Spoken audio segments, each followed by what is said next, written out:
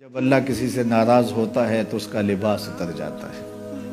تو لباس کا مختصر ہوتے چلے جانا یہ کوئی دلیل اس بات کی نہیں ہے کہ یہ بندہ ترقی یافتہ ہو گیا ہے، بلکہ یہ اس بات کی دلیل ہے کہ اللہ اس سے ناراض ہو رہا ہے، اس کا لباس سکڑتا چلا جا رہا ہے. تو لباس کا مکمل ہونا، تینوں مقاصد لباس کے نصیب ہوں. سب سے پہلا مقصد لباس کا پردہ ہے، دوسرا مقصد لباس کا گرمی اور سردی کے اثرات سے بچنا ہے، تیسرا مقصد لباس کا زینت ہے. یہ تین مقصد ہیں لباس کے. پہلا مقصد پردہ، پردے کی چیزوں کو چھپانا، جن کا پردہ میرے رب نے رکھا ہوا ہے. دیکھو اللہ نے حضرت انسان کو شعور دیا، اس لیے اس کو پردہ کرنا پڑتا ہے. جن کو شعور نہیں ہے ان کے پردے کا قدرت نے خود اہتمام کیا ہے. جانوروں کے بال رکھے ہیں اور ان کے کچھ اعضاء اس طرح پیدا کیے ہیں کہ ان کا پردہ رہتا ہے. لیکن جس کو شعور دیا، جس کو فہم دیا، اس کے ساتھ اس کا لباس بھی اتارا.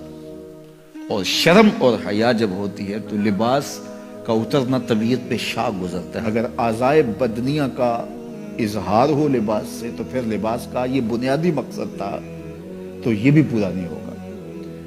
اس لیے فرمایا جو عورتیں لباس پہن کر بھی ننگی نظر آتی ہیں قیامت کے دن برہ نہ اٹھائی جائیں، رسوا کر دی جائیں گی. لباس پہننے کے باوجود بھی وہ جو ہے وہ برہ نہ دکھائی دیں.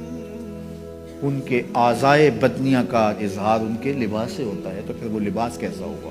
لباس تو پردے کے لیے تھا، زینت کے لیے تھا، موسمی اثرات سے بچانے کے لیے تھا. یہ تین مقصد تھے لباس کے. تو بنیادی مقصد پردہ تھا.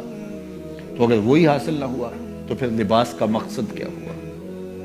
تو یہ بات ذہن میں رکھیے گا کہ جب کسی بھی معاشرت میں ان کا لباس سمٹتا ہے تو پھر معاشرے کے اندر جو ہے وہ بے حیائی پھیلتی. آج کل یہ شارٹس پہننے کی عادت ہو گئی ہے اور اس میں یہ گھٹنے بھی ننگے ہوتے ہیں، جبکہ گھٹنا شامل ہے آپ کے پردے میں، آپ کے سطر میں. مرد کا سطر گھٹنے سے لے کے ناف تک ہے. اگر کسی مجبوری سے یا کسی وجہ سے وہ کوئی ایسا لباس پہنتا بھی ہے تو وہ اپنے گھٹنوں کو ننگا نہیں رکھے گا اور ننگا نہیں ہونے دے گا. تو یہ اس کے پردے میں شامل ہے. تو قوموں کا بے لباس ہونا یہ قوموں کی تہذیب کا پتہ دیتا ہے. میں وہاں اندلس میں گیا تو کرتبہ میں اور غرناطہ میں تاریخ دیکھنے کے لیے میں 2 دفعہ گیا. اور مجھے یہ تھا کہ میں جہاں مسلمانوں نے ایک مدت تک حکومت کی ہے ان مناظر کو اپنی آنکھوں سے دیکھوں. تو غرناطہ میں بھی دیکھا اور کرتبہ میں بھی یہ دیکھا کہ ان کے پرانے مکانوں کا جو طرز تعمیر ہے وہ یہ ہے کہ ان کی جو کھڑکیاں ہیں وہ قد آدم سے اوپر شروع ہوتی ہیں. یعنی ہمارے ہاں تو وہ آج کل یہ نیا جو طرز تعمیر آیا ہے کچھ عرصے سے کہ 4 فٹ کی گلی ہم اطراف میں چھوڑتے ہیں اور دیوار اوپر کر کے تو کھڑکیاں نیچے تک لے جاتے ہیں تو تاکہ ہوا کی گزرگاہ آسان ہو.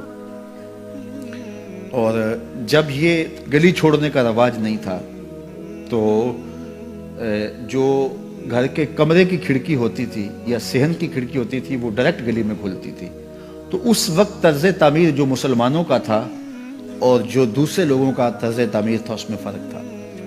جو دوسرے لوگ تھے وہ نیچے سے کھڑکی شروع کرتے تھے اور ہم قد آدم سے اوپر شروع کرتے تھے، چونکہ یہ طرز تعمیر بتاتا ہے کہ اندر کوئی حیا والے رہتے ہیں اور گلی سے گزرنے والے شخص کی نظر اندر نہ پڑے.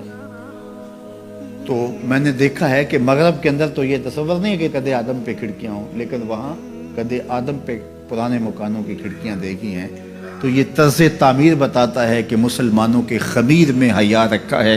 میرے حضور نے سچ کہا تھا جب ایمان آتا ہے تو حیا آتا ہے، جب حیا رخصت ہوتا ہے تو ایمان بھی رخصت ہو جاتا ہے.